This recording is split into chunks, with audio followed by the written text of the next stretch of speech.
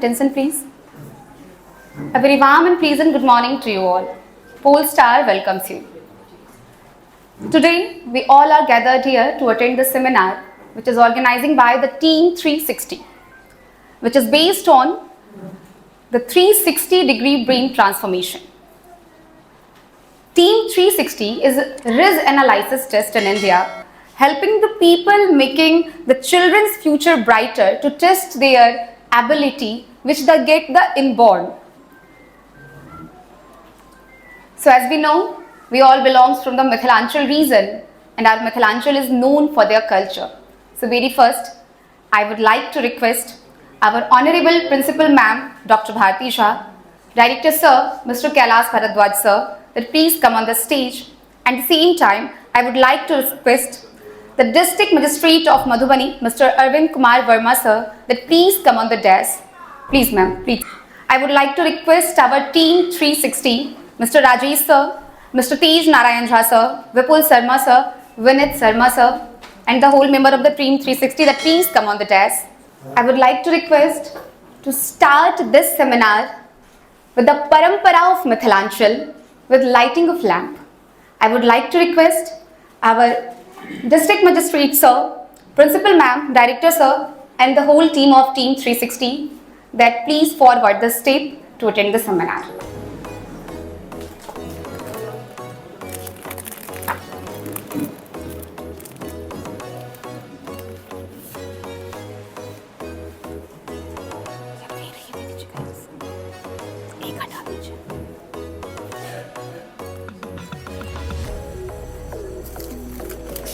ये हटाइए, ये डी आंसर की फर्स्ट वाला एक एक करके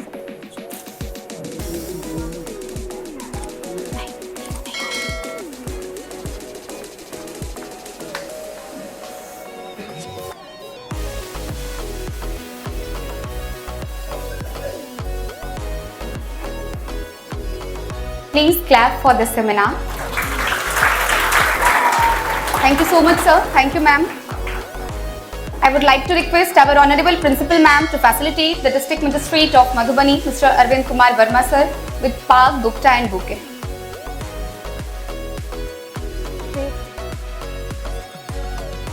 And the Director of the Polestar, Mr. Kailash Bharadwaj Sir.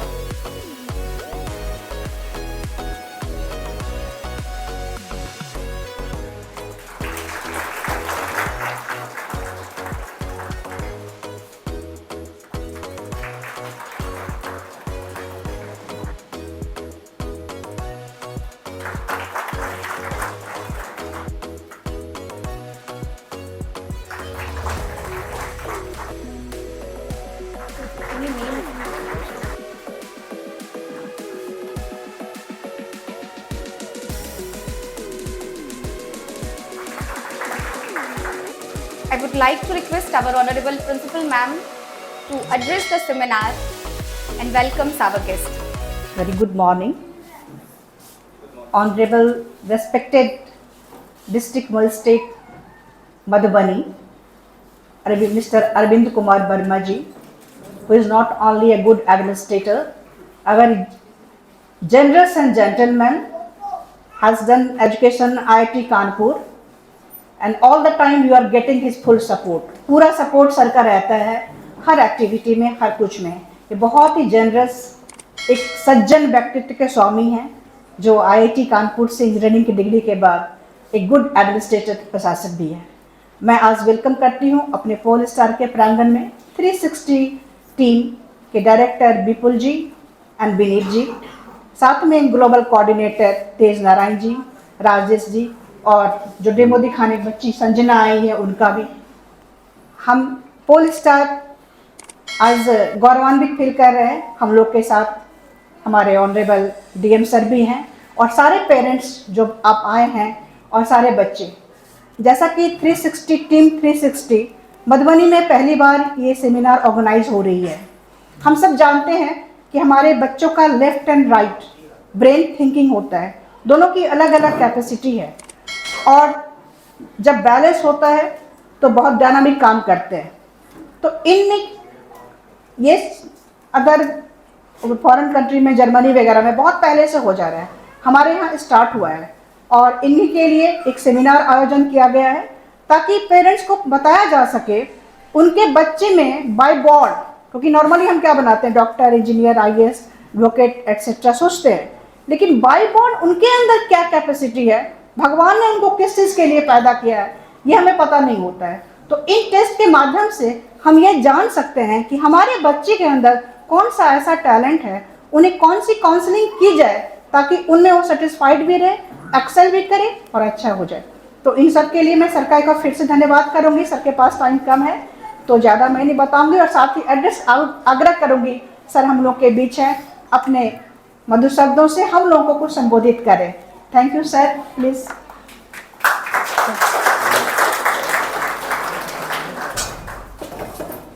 चलिए, बहुत बहुत धन्यवाद। इस कार्यक्रम में उपस्थित पोलस्टार के प्रिंसिपल, उनके निदेशक, टीम 360 की पूरी टीम यहाँ पे, और उपस्थित प्यारे बच्चों, उनके गार्जियन, सभी अन्य टीचर्स। बहुत ही एक साइंटिफिक तरीका है जो ये सब काम किया जा रहा है। मैं टीम 360 को इसके लिए धन्यवाद भी देता हूँ। जैसा कि अभी बताया जा रहा था कि ये मतलब यहाँ पे अपने देश में नई शुरुआत है। हालांकि बहुत सारे साइंटिफिक एनालिसिस करके ये सब चीज़ें, टेक्नोलॉजीज़ जो हैं और जो हम लोग के बायोलॉजी में जो डेवलपमेंट्स हैं, उन सब का यूज़ करके कई सारे फील्ड्स में सुधार करने की कोशिश की जा रही है। स्पेशली हम लोग देखते हैं खेल में, आप लोग देखे होंगे कि इतना ज़्यादा टेक्नोलॉजी का यूज़ करके एनालिसिस किया जाता है कि क्रिकेट में हम लोग देखते हैं कई सारे बॉलर्स हैं, उनको किस तरीके से उसको खेलना है, या किसी उनकी कमजोरी क्या है, या किसी बैट्समैन की क्या कमजोरियां, उसको कौन सी बॉल डाली जाए। तो जो भी टीम इस तरीके का एनालिसिस करके जब मैच में जाती है तो बेटर प्रिपेयर्ड होती है और अच्छे तरीके से, जो कि उनको जीतने में सहायक भी होती है। तो उसी प्रकार से मैं देख रहा हूँ कि अगर शिक्षा के क्षेत्र में भी कौन सा बच्चा किस चीज़ में स्ट्रांग है, क्या किस चीज़ में वो करेगा तो ज़्यादा सफल होगा, तो ये सब की एनालिसिस बहुत ही अच्छी बात है ये। और ये फीडबैक के तौर पे बहुत ही, मेरे ख्याल से बहुत बढ़िया रहेगा। साइंटिफिकली तो टीम आप लोग ज़्यादा एक्सपर्ट हैं, जानते होंगे कि इसको लेना है, मुझे लगता है गाइडेंस के रूप में लेना चाहिए। जो इंटरपर्सनल रिलेशंस, मतलब कम्युनिकेशन से, वो सब समझने से जो चीज़ें आती हैं कि कौन सा बच्चा किस चीज़ में रुचि उसकी हो सकती है, कोई एक इंडिकेटर के रूप में उसको काम कर सकता है कि कौन सा बच्चा किस फील्ड में जाएगा तो सफल रहेगा। और मुझे साथ ही साथ ये भी लगता है कि पेरेंट्स को ये देखना चाहिए कि आजकल के समय पे जो कंपटीशन की होड़ लगी हुई है, और हम लोग जब प्राइमरी स्कूल्स में पढ़ते थे तो इतना बर्डन नहीं होता था। आजकल के बच्चों को देख के तरस भी आता है कि इतना भारी भारी बैग लेके जाते हैं। और हम लोग जब 1-2 सब्जेक्ट उस समय पढ़ते थे, 2-3 मैक्सिमम, आजकल सोशल साइंस भी पढ़ रहे हैं, आर्ट्स भी देख रहे हैं, म्यूज़िक भी कर रहे हैं, उनको स्विमिंग की क्लास भी भेजा जाता है, गिटार भी सिखाना है, डांसिंग भी सिखाना है। तो मुझे लगता है कि हम लोगों को इसको थोड़ा सा प्लान आउट पेरेंट्स को करना चाहिए, क्योंकि अब लगता है कि ना एक ही बार में सब सिखा दें कि 4 से 5 स्विमिंग तुमको करके आना है, 5 से 6 फिर गिटार की क्लास जाना है, 6-7 डांस क्लास जाना है, फिर होमवर्क करना है। तो हम लोगों को चाहिए कि एक समय फेज़ बनाएं कि जैसे इस साल जो है अपने बच्चे को स्विमिंग के लिए भेजेंगे, फिर अगले साल म्यूज़िक में दिखाएंगे। मतलब सब कुछ आना चाहिए, वर्सेटाइल होना चाहिए, हमेशा ही आगे जाइएगा। तो बच्चों के लिए फ़ायदा करता है कि आप जितने वर्सेटाइल रहें, जितनी चीज़ें आती रहे, भले किसी में एक्सपर्ट ना हो, लेकिन थोड़ा थोड़ा सब कुछ आते रहना चाहिए। तो लेकिन उसको एक ही समय पे क्रैम्प मत कराइए, क्योंकि स्कूल में ही ऑलरेडी ओवरबर्डन रहते हैं, स्कूल में ही इतने सब्जेक्ट्स हो गए। हम लोग देखते हैं, अब यहाँ पे प्रिंसिपल मैम भी हैं, सभी शिक्षक भी हैं, तो हम लोगों के टाइम पे, आप लोग भी जब पहले पढ़े होंगे, इतने सब्जेक्ट्स नहीं होते थे जितना आप लोग पढ़ाते हैं आजकल के बच्चों में। तो ऑलरेडी बहुत लोड रहता है। तो ऐसा तो उसी में से धीरे धीरे पता चल जाता है कि कौन से बच्चे को किधर इंटरेस्ट है, और उनको फ्रीडम मिलते रहनी चाहिए। निश्चित रूप से इस एनालिसिस का, जैसा कि भी उदाहरण दे रहा था मैं क्रिकेट का ही, उसका फ़ायदेमंद होगा निश्चित रूप से। एनालिसिस में रहता है कि जैसे इस बैट्समैन को बाउंसर खेलना नहीं आता तो उसको बाउंसर कराएं, लेकिन इसका ये अर्थ नहीं है कि जब मैच में खेलने जाएगी अपोजिट टीम सिर्फ उसे बाउंसर फेंकती रहेगी उसको, क्योंकि ज़्यादा फेंकेंगे तो उसको भी मारने लगेगा। तो उसी प्रकार से इसमें भी रुझान हो सकता है कि जो लेफ़्ट ब्रेन होता है, राइट ब्रेन होता है, एक साइड का ब्रेन थोड़ा आर्टिस्टिक इनोवेशन से जुड़ा होता है, और दूसरे साइड का ब्रेन थोड़ा रीजनिंग, कैलकुलेशन, इससे जुड़ा होता है। तो रुझान की बात होती है। आप देखेंगे जिसका बहुत ज़्यादा मैथ्स अच्छी रहेगी तो हो सकता है उसका ड्राइंग ख़राब हो, राइटिंग ख़राब हो, ये संभावना रहती है, लेकिन कई बार दोनों कॉम्बिनेशन रहते हैं।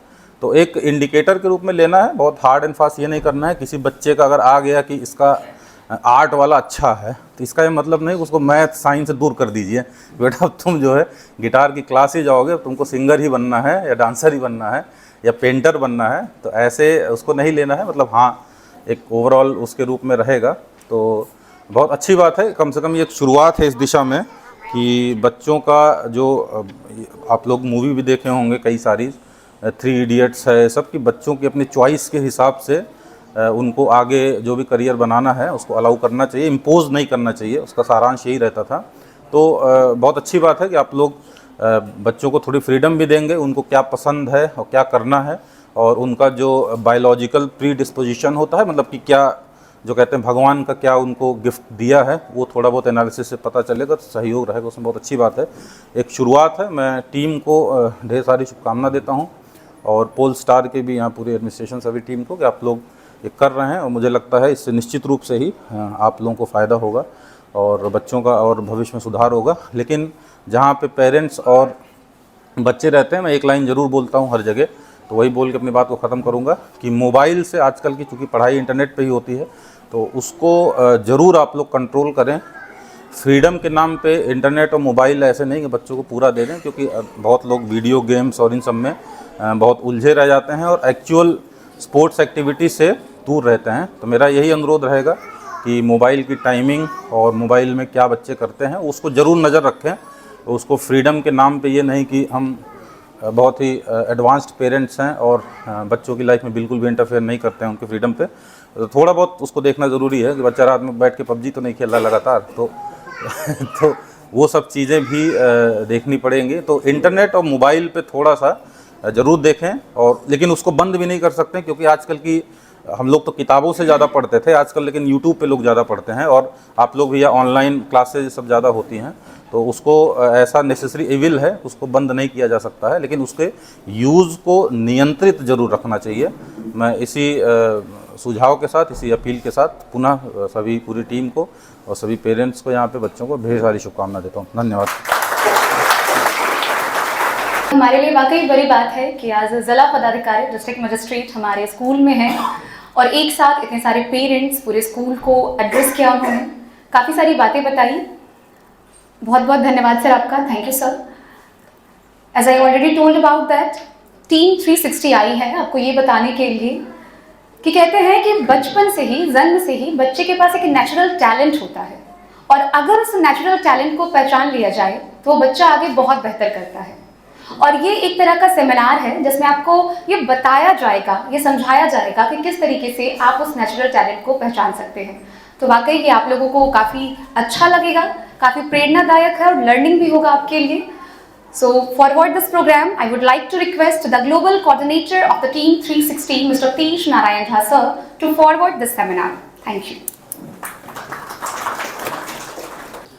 नमस्कार। अभी आपने सर को भी सुना, मैम को भी सुना।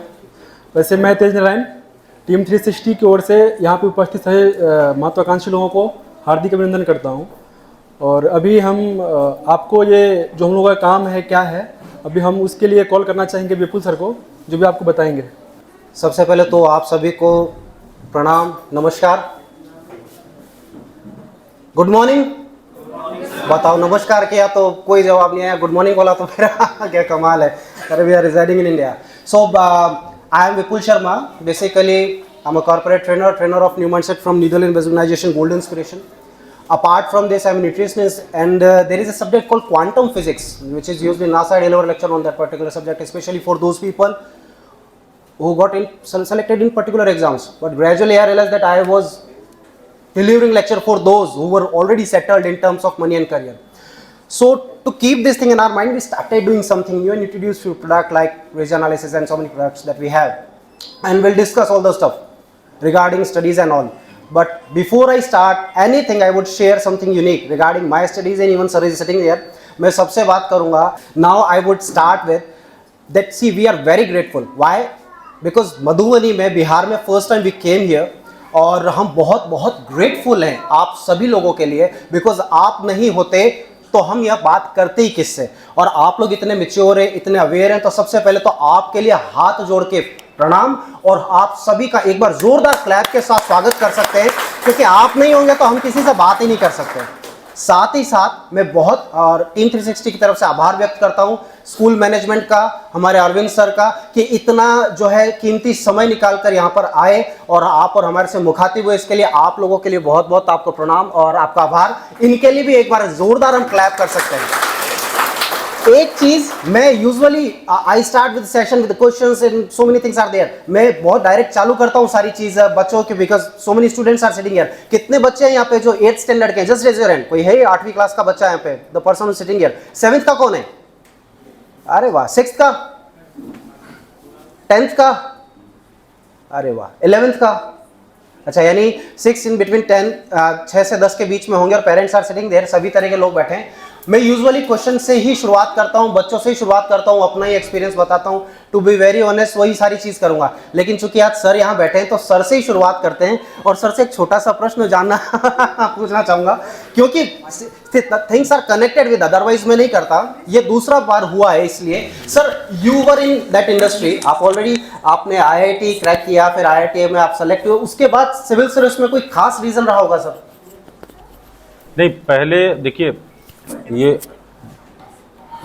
इसमें ऐसा होता है कि हम लोग सबसे पहले कोई भी बच्चा तैयारी करता है, किसी भी जब अपना पढ़ाई शुरू करता है, तो 10th 11th 12th इन सब के पीरियड में एक उसका इंटरेस्ट आता है। जैसे कुछ लोग बायोलॉजी की तरफ चले जाते हैं, कुछ लोग का आर्ट्स में इंटरेस्ट होता है, कुछ लोग का मैथ्स में होता है। तो मेरा ऐसा था कि मैथ्स में ही इंटरेस्ट था और शुरू से पहले से सिविल सर्विसेज का था। ऐसा नहीं था कि IIT में जाने के बाद फिर करने के बाद चेंज करने का सोचा। क्योंकि मैथ्स में इंटरेस्ट था और ग्रेजुएशन करना था। एक ये भी रहता है कि सिविल सर्विसेज कब आप लोग अगर एग्ज़ाम दिए हों, नहीं दिए होंगे तो नहीं जान रहे होंगे, काफ़ी अनसर्टेनिटी रहती है उसमें। तो कहीं न कहीं हर व्यक्ति ये सोचता है कि कुछ ऐसा करें ग्रेजुएशन में, अगर उधर फेल होते हैं भले ही हमारा वो कम से कम तो एक कुछ ऐसा सिक्योर्ड रहे, क्योंकि अदरवाइज कोई ग्रेजुएशन करने पे जॉब वगैरह से BA करिएगा नॉर्मल, तो वहाँ पे जॉब नहीं रहती है उसके आगे। तो इसीलिए प्रोफेशनल आदमी सोचता है कि प्रोफेशनल कोई कोर्स ऐसा करें कि सेफ्टी रहे, और अगर उधर नहीं होता है सिविल सर्विसेज में तो हम लोग का कम से कम इंजीनियरिंग रहेगा, तो उसके बेसिस पे कुछ आगे कर सकते हैं। केवल यही था, ये नहीं था कि भटके हुए थे और कॉलेज में गए, चले गए, चला IIT में चले जाते हैं और फिर वहाँ से अच्छा नहीं लगा तो उधर चले गए।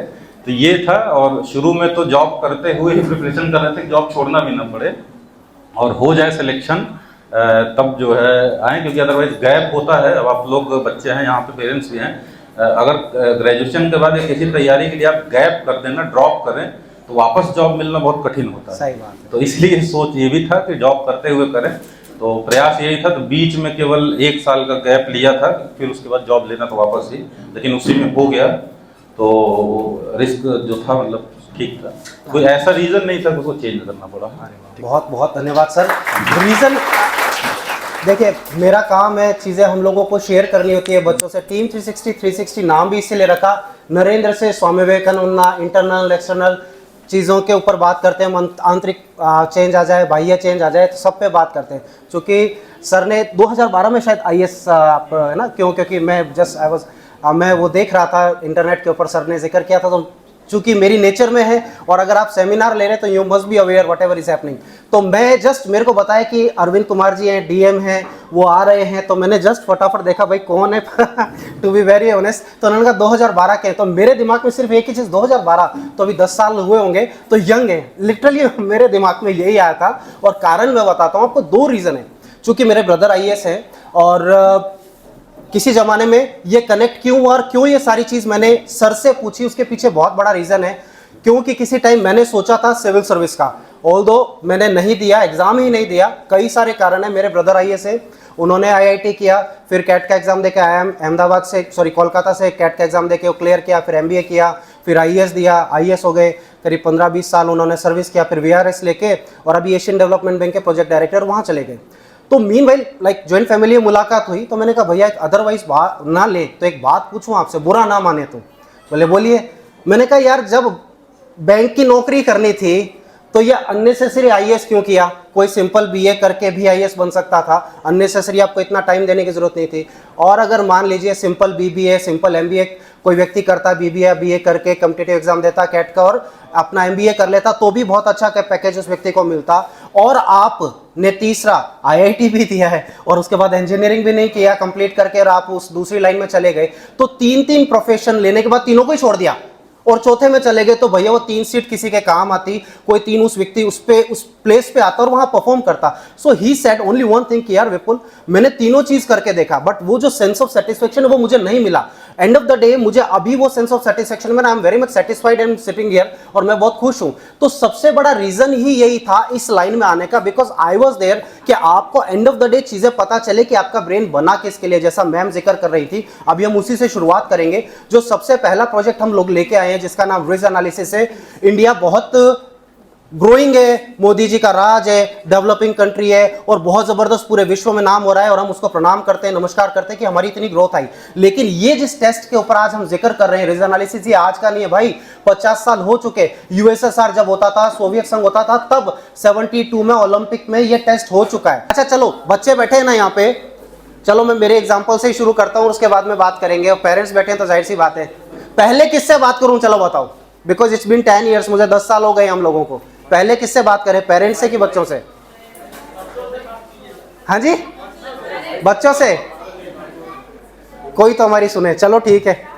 मैं तो देखो ये ऐसे ऊपर रहने की मेरी तो आदत है नहीं, तो मैं तो आ जाता हूँ नीचे। चलो अच्छा, आपको एक जोरदार बात बताता हूँ। बच्चे बैठे ना यहाँ पे, तो बच्चों को देख के ही बताता हूँ, रिलेट भी करेंगे पेरेंट्स। जब मैं छोटा था ना, like when I was in 8th standard, probably 10th standard, god knows, इतना याद नहीं है, बहुत साल हो गए, और इस तरह का कोई बच्चों प्रोग्राम हो जाता ना, तो मेरे दिल से तो एक ही बात निकलती थी, थैंक गॉड शुरू के 2 पीरियड तो निकले। बिकॉज स्कूल टाइम के अंदर जो आप लोगों का तो बहुत अच्छा तरीके से, सुंदर तरीके से सजाया है, पीटीएम एंड ऑल है, अपने ऐसा कुछ नहीं था भाई, हमारे तो वो जादूगर आ जाते थे, कभी कोई आ जाता था। तो प्रेयर टाइम में सारे बच्चे बैठे हैं, हमारे पीटीआई सर बोलते सारे नीचे बैठ जाओ, एंड द मोमेंट जब सारे नीचे बैठते, हमारे दिल से एक ही बात निकलती थी, जो मैंने अभी आपको बताया, थैंक गॉड शुरू के 2 पीरियड निकले। क्यों? कि 2 सब्जेक्ट है दुनिया के सबसे गंदे, मुझे कभी पसंद नहीं आए, टू बी वेरी ऑनेस्ट। पहला है बता देता हूं, वो है गणित, दुनिया का सबसे बेकार सब्जेक्ट। सर अच्छे थे, मैं नहीं था, ठीक है। So the first subject was दुनिया का सबसे बेकार सब्जेक्ट। और प्लीज यार, मैथमेटिक्स का कोई टीचर हो तो अदरवाइज मत लेना यार, ठीक है। मेरे को लगता था ये पैदा ही क्यों है सब्जेक्ट, ठीक है। और दूसरा जो सब्जेक्ट था वो था एसएसटी, सोशल साइंस। मतलब मेरे को, मैं 10th क्लास के अंदर देश का प्रधानमंत्री बनना चाहता था। और हंसने की क्या बात है यार, कोई भी बन सकता है, चाय वाले भी बन रहे हैं, सब बन रहे हैं, तो हाँ। लेकिन आई वॉज लाइक दैट। खैर अभी नहीं हो, बाद में तो फिजिक्स ले लिया, पढ़ाई बहुत किया, लेकिन अभी वो बहुत टाइम हो गया उस बात को। मैंने ये चीज़ आपसे इसलिए शेयर करी बच्चों, क्योंकि मुझे पढ़ाई पसंद ही नहीं थी। कोई एक आध सब्जेक्ट हो तो अलग बात है, अपने को पढ़ाई ही पसंद नहीं थी। इवन अगर कोई 10th में आपके ट्रिग्नोमेट्री होती है ना, 10th में किसी बच्चे ने हाथ उठाया था, अरे डरो मत रे, उठा दो, हाँ ये टूटा, कुछ नहीं पूछूंगा। अच्छा नहीं, हमारे टाइम में तो 10th में ट्रिग्नोमेट्री आती थी। आपकी भी ट्रिग्नोमेट्री है क्या?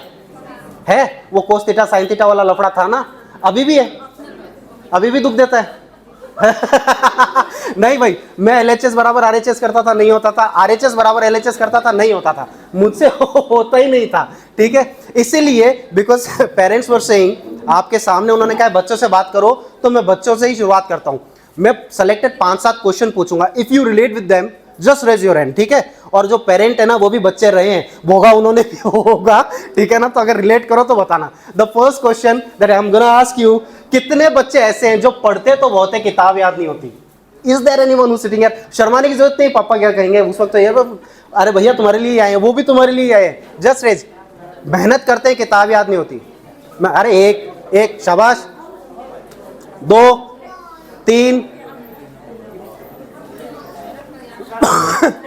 हाँ सर, अच्छा हाँ जी, पढ़ते बहुत हैं, किताब याद नहीं। हाँ किताब पढ़ेंगे ध्यान से तो पूरा किताब याद आ। अरे आपने गड़बड़ कर दी, गड़बड़ ये कर दी कि मौका दिया मुझे बच्चों से बात करने का, उनकी निकलने तो मुंह से, आपने पहले ही रख दिया, ध्यान से नहीं पढ़ता इसलिए याद नहीं होता है। अरे नहीं, see I would ask, this is my duty, don't worry, बैठिए, मैं सारे प्रश्न सारा बिगाड़ दिया खेल।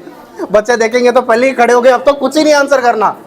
खैर, अच्छा चलो, कितने बच्चे ऐसे हैं जो पढ़ते भी है? बिकॉज मेरे पास ऐसे 7 क्वेश्चन है सर, और यही प्रॉब्लम है कि हम हमारा ज्ञान दूसरों पे थोप देते हैं कि ध्यान से पढ़ेंगे, बजाय के ये जाने के कि वो ध्यान से पढ़ रहा है फिर भी याद नहीं हो रहा। अगर मान लो कोई बच्चा किसी कारण से, किसी के खांसी की प्रॉब्लम होती है या बीमार हो जाता है, तो हम हमारा ज्ञान नहीं थोपते हैं, हम क्या करते हैं, डॉक्टर के पास जाते हैं और डॉक्टर से पूछते हैं। फिर डॉक्टर अपने 5 साल के 10 साल के मेडिकल अनुभव के आधार पे कुछ टेस्ट लिखता है, उसके बाद में मेडिसिन प्रेस्क्राइब करता है, फिर हम ठीक होते हैं। ये नहीं है कि ये है ना पानी में कूद गया था इसलिए बीमार हो गया, वो एक जनरल रीजन हो सकता है। पर जब आई फ्लू आता है ना तो आंखों में सबके प्रॉब्लम आती है, जब कोविड आता है ना तो कोई रीजन नहीं होता है, सभी लपेट में आते हैं। ठीक है, इसीलिए ये सिलेक्टेड क्वेश्चंस पूछ रहा हूं कि जो आप सोच रहे हो क्या आपका बच्चा भी वही सोच रहा है या उसके अंदर कोई और प्रॉब्लम है जो आप रिकॉग्नाइज ही नहीं कर पाए और अपना ज्ञान उसके ऊपर थोप दिया। इसीलिए क्वेश्चन, इसीलिए हम आए यहाँ पे। मुझे 2012 में क्यों, मेरे को क्या जरूरत है, मैं तो पहले से सेंट्रल गवर्नमेंट में क्वांटम फिजिक्स पे लेक्चर ले रहा था, मुझे क्या जरूरत है इस लाइन के अंदर आने की? कारण बताता हूं। 2012 में मुझे दूरदर्शन पे लेक्चर के लिए बुलाया गया था and subject was very simple कि आईआईटी मेडिकल का एग्जाम कैसे क्रैक किया जाए। आई वाज सिटिंग देयर, किसी को चेक करना हो कि मैं हवा में तो नहीं फेंक रहा हूं, मेरा नाम विपुल शर्मा है, यूट्यूब पे लिख लीजिएगा विपुल शर्मा युग तरंग दूरदर्शन, गवर्नमेंट के चैनल पे 2012 में मुझे बुलाया था, मैं मिल जाऊंगा आपको यूट्यूब पे, बिकॉज मैं ही बैठा था। सब्जेक्ट बहुत सिंपल था, आईआईटी कैसे क्रैक किया जाए। एंड द प्रॉब्लम वाज, मैं जैसे ही कुछ बात करता, उन्होंने मुझे एक रिपोर्ट दी एनजीओ की, उसमें लिखा था कि 16,000 बच्चों ने सुसाइड किया और डिप्रेशन के शिकार हुए जस्ट बिकॉज आईआईटी में सिलेक्शन नहीं हुआ। तो भैया इतनी क्या कहरता आ गई, एक एग्जाम में पास नहीं तो फंदे पे झूल जाऊं। इसलिए हमने सोचा कुछ ऐसा लेके आए जिससे बच्चे को उसका बेस्ट मिले और इधर उधर देखने की जरूरत नहीं हो और 10 टाइम्स ज्यादा ऊंचा जाए। अगर अभी सचिन तेंदुलकर के जैसा सर अभी जिक्र कर रहे थे अरविंद जी कि भैया 3 इडियट्स में सचिन तेंदुलकर का ही देख लो, अगर उसको जबरदस्ती कोई आईएएस बनाता तो सचिन तेंदुलकर तो नहीं बन पाता ना। तो ये टेस्ट यही निकाल कर देगा। आज हम आपसे यही सारी बात करने वाले हैं। बट द फर्स्ट क्वेश्चन जैसा पूछा, मैं आगे चलता हूं। अच्छा चलो, कोई ऐसा है क्या बच्चा जिसने याद भी कर लिया, सब कुछ याद कर लिया, gone through all the stuff, but when it comes to your exam, exam के 1 2 3 पहले ऐसा फील होता है, अरे भगवान याद तो किया था, मैं भूल गई यार, क्या था यार, क्या था, अरे यार, फिर और यार यही था। कितनों के साथ होता है ऐसा? याद किया है, वेरी गुड, मैं जानता हूं ना। चलो again I will change the question. अच्छा ऐसा होता है तो फिर तो ऐसा भी होता होगा।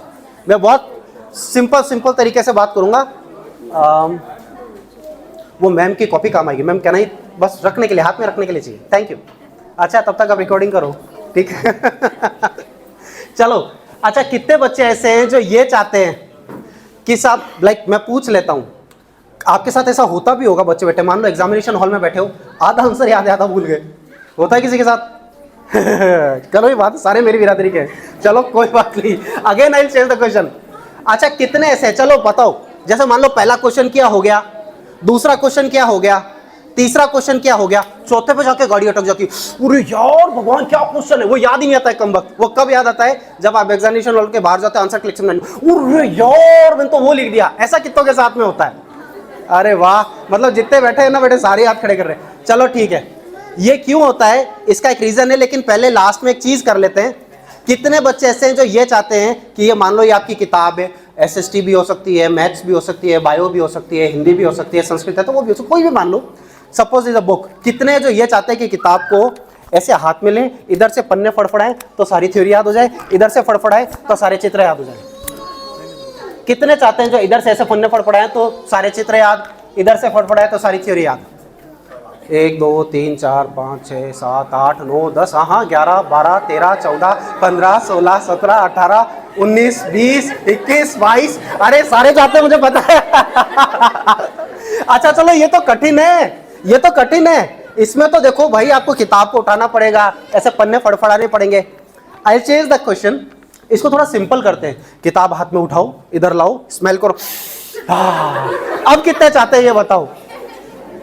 मतलब एक बात तो कंफर्म है, मेहनत तो कोई सा नहीं करना चाहता, सबको शॉर्टकट। सी मैंने ये बात क्यों करी बताता हूं। टाइम हैज गॉन, जापान में ऐसे ही पढ़ाया जाता है, तब आपसे मिलने आए हैं। ऐसे में हवा में बात नहीं कर रहा हूं, जापान में ऐसे ही पढ़ाई कराई जाती है। जापान में लाइक हमारा वो बाबा आदम का जमाना है, लेके बैठ गया वो रटने, टाइम हैज गॉन, वो तो जा चुका। अब जापान में ऐसी ही पढ़ाई होती है, वहां पे ये लफड़ा ही नहीं है। जब आप रजिस्ट्री कराते हो तो रजिस्ट्री कराते हो तो अंगूठा लगवाते हैं, है ना? अंगूठा क्यों लगवाते हैं? सिग्नेचर कर लो ना। लेकिन अंगूठा लगवाया जाता है। क्यों लगवाया जाता है? कि सिग्नेचर बदले जा सकते हैं, कॉपी की जा सकती है, अंगूठे का निशान नहीं बदलता है। इसीलिए तो आधार कार्ड बना कि आधार कार्ड पे भी आपके थंब के इंप्रेशन होते हैं, और जैसा इस बच्चे का थंब इंप्रेशन होगा वैसा इन सर का नहीं होगा, वैसा उन बच्चे का नहीं होगा, सबके थंब इंप्रेशन अलग है। ऐसे ही हमारी आंखें हैं, जैसी आंखें इन सर की है वैसी इस बच्चे की नहीं होगी, वैसी मैम की नहीं होगी। हम सारे यूनिक हैं और हम सबकी आंखों के आइरिस और हाथ के फिंगरप्रिंट दोनों अलग होते हैं। अब वैज्ञानिकों ने ऐसा टेस्ट तैयार कर दिया जिस टेस्ट के सहयोग से आपकी आंखों को हम पहले स्कैन करते हैं, और स्कैन करने के लिए एक इंस्ट्रूमेंट है। हम कोशिश करेंगे कि आज ये काम हो जाए, नहीं तो हम मैम से, मैनेजमेंट से बात करके ऐसा प्रयास करेंगे कि हाथ का हाथ आप सबकी आंखों का, जो भी इंटरेस्टेड हो, आंखों का स्कैन किया जाए। जैसे ही आंखों का स्कैन करते हैं पूरा ब्रेन का एक्सरे हो जाता है। आप ये मान लीजिए जैसे ही हाथों को मशीन पे रखते हैं, एक मूवी आई थी आपको ध्यान हो तो क्रिश करके, ऋतिक रोशन की, जिसके अंदर वो हाथ रखता है और ब्रेन का इन्वॉल्व है ना, ऐसे ही जैसे आप मशीन पे हाथ रखते हो आपके रेजेस को ब्रेन को रीड कर लेता है। वैज्ञानिकों ने 1972 में एक ऐसा टेस्ट तैयार कर दिया था जिसके बेसिस पे आप ब्रेन को रीड कर सकते हो और बायोलॉजिकली रीड कर सकते हो। यानी कि अब आपकी आंखों यानी आइरिस से और हाथों के फिंगरप्रिंट दोनों से आपके ब्रेन को रीड करा जा सकता है। 100% प्योर। और मजेदार बात यह कि क्या क्या चीज पता चलती है, टू द पॉइंट बात करते हैं। इस आइरिस एनालिसिस से जो सर बता रहे हैं, प्यूपिल, ये काला काला जो है ना, ये इसको रीड किया जाता है। इसके आगे जो व्हाइट व्हाइट आप लोगों को दिख रहा होगा, ये जो काली काली आंख है, इसके आगे व्हाइट व्हाइट है। थोड़ा माइक्रोस्कोप से देखोगे तो उसके आगे भी एक लेयर होती है, रिंग्स बनी होती हैं। ये सब बीइंग अ डॉक्टर हम आपसे बात कर रहे हैं, इसके अंदर ये सारी चीज हम कवर करते हैं। ऐसे ही जब हाथ के फिंगरप्रिंट लेते हैं तो उनका भी इसी तरह से हम एक्सरे करते हैं। उसके बेसिस पे एक रिपोर्ट जनरेट होती है 35 पेज की, जिससे आपको 5 बातें पता चलती है। पहली, आपका ब्रेन बना किस चीज के लिए, doctor, engineer, IAS, IPS, businessman, जिस किसी के लिए भी बना है वो रिपोर्ट में निकल कर आ जाता है। उसके अतिरिक्त आप बातों को मन में तो नहीं रखते, स्टेज पे जाने से तो नहीं डरते, अंग्रेजी में बात करने से तो नहीं घबराते, डिप्रेशन के शिकार तो नहीं है। ऐसा कोई भी चैलेंज हो तो रिपोर्ट में निकल कर आ जाएगा। इवन ये तक पता चल जाएगा, जैसा मैम बात कर रही थी, सर बात कर रहे थे, कि आपका कौन सा ब्रेन ज्यादा वर्क करता है। As far as psychology is concern, we are having 2 brain, left and right. अगर आप जितने लोग यहाँ बैठे हैं, अगर आपका लेफ्ट ब्रेन ज्यादा चल रहा है तो आप इंजीनियरिंग, मेडिकल, IAS, IPS या पढ़ाई के थ्रू करियर बनाएंगे, चार्टेड अकाउंटेंट, वकालत, पढ़ाई के थ्रू करियर बनाते हैं। और जितने लोग यहाँ बैठे हैं जिनका राइट ब्रेन ज्यादा चल रहा है वो musician, sports person, businessman, politics, इन लाइंस के लिए अच्छे हैं। अब विडंबना ये है कि हम में से किसी को पता ही नहीं है कि हमारा कौन सा ब्रेन ज्यादा चल रहा है। हम ज्यादातर सब्जेक्ट किन ग्राउंड्स पे लेते हैं, या तो हमारे मार्क्स बहुत अच्छे आ रहे हैं उसके बेसिस पे ले लेते हैं, और हमारे टाइम में तो बहुत ज्यादा था, अब तो बहुत चेंज हो गया है, मैम भी रिलेट करेंगे। पहले 70s 80s में तो बहुत क्लियर था, 60, 50, 70s, 80s, ऑलमोस्ट 90s तक भी बहुत क्लियर था। अगर 70%, 80% स्कोर कर लिया, first priority would be science, पहले साइंस लिया जाएगा। उससे थोड़े नंबर कम आए तो कॉमर्स लिया जाएगा, एकदम कम आए तो आर्ट्स लिया जाएगा। रेयर होता था कि कोई बहुत डिटरमिन्ड है और आर्ट्स लेगा, या जिसको IAS करना है वो आर्ट्स लेगा, या गर्ल्स के लिए तो फिक्स था कि इनको आर्ट्स ही दिलानी है। ये ट्रेंड बाद में 2000 के बाद में बदला है, 2010, 2012, 3 इडियट के बाद, कि बच्चों के इंटरेस्ट के बेसिस पे सब्जेक्ट दिलाओ। हम दोनों पे ही बात नहीं कर रहे हैं क्योंकि इंटरेस्ट बदल जाते हैं। आज मेरा बहुत इंटरेस्ट है IAS बनने में, थोड़ा सा टफ हुआ नहीं, मेरा इंटरेस्ट बदल जाएगा। मेरा बहुत इंटरेस्ट है मेडिकल में जाने के लिए, केमिस्ट्री कठिन आई, पीरियडिक याद नहीं हुई, बायो में टेंशन आया, वो इंटरेस्ट बदल जाएगा। माहौल चेंज हुआ, इंटरेस्ट बदल जाएगा। इंटरेस्ट बदलते रहते हैं। और मार्क्स का क्या है, कल बहुत अच्छे आ रहे थे, हो सकता है आज अच्छे नहीं आए, तो मार्क्स के बेसिस पे और इंटरेस्ट के बेसिस पे तो करियर बनाना ही नहीं चाहिए।